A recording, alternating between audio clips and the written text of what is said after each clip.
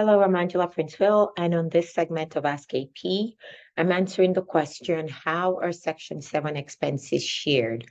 First off, what are Section 7 expenses? Really, Section 7 is a reference to a section of the child support guidelines that deals with special and extraordinary expenses. So Section 7 expenses are paid over and above child support. So you have your base amount of child support, which is based on your income, and it's just very clear on what the amount is based on what a person's income is, or the parties, if there's a shared parenting arrangement.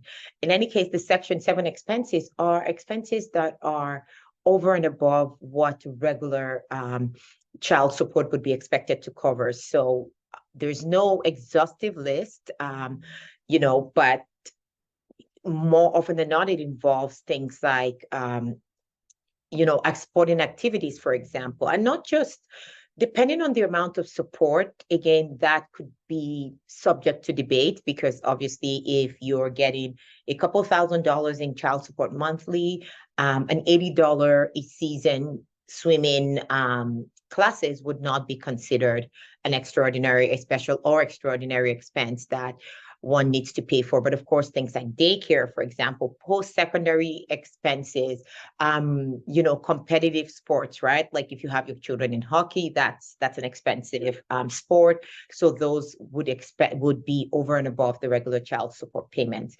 In any case, it's determined on a case by case for the most part, except it's obvious things like post-secondary and daycare medical expenses that are ordinarily not covered by your insurance policies if you have one and things like that. So now that we know what Section 7 expenses are, the law really says that it should be shared proportionate to the income. So if you want to do things to the letter, then do that, right?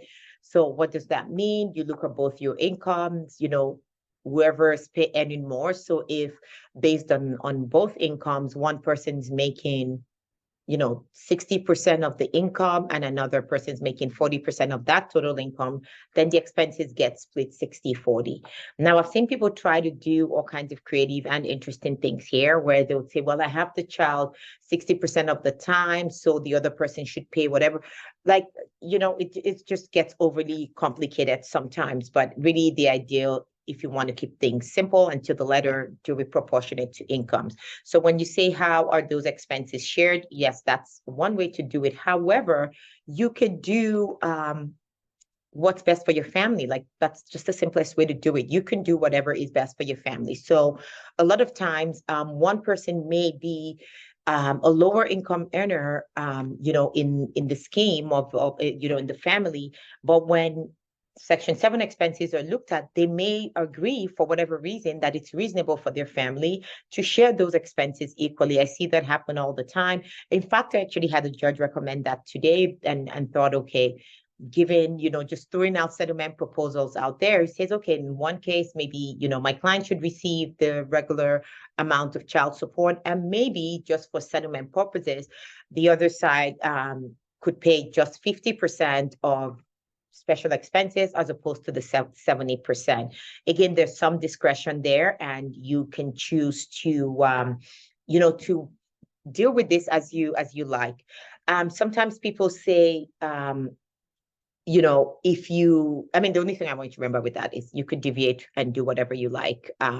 Ultimately, so long as you both agree, you have independent legal advice, you have disclosure of the other parties' income, you could share that as you please. So I lost my trail of thought there. But anyway, when it comes to the Section 7 expenses, just make sure that, there's consent. You have consent for the expenses. If the other person's withholding consent or reasonably, then of course, you might need involve a mediator or a court. But the point is, Section 7 expenses, especially when it's for things that are obvious, like daycare and post-secondary that are even listed in the act, consent should not be withheld. So back to your question, how is it shared? Well, it's shared how you guys see fit. If you're being amicable and you want to, fashion something that works best for your separated family's finances. That's one way.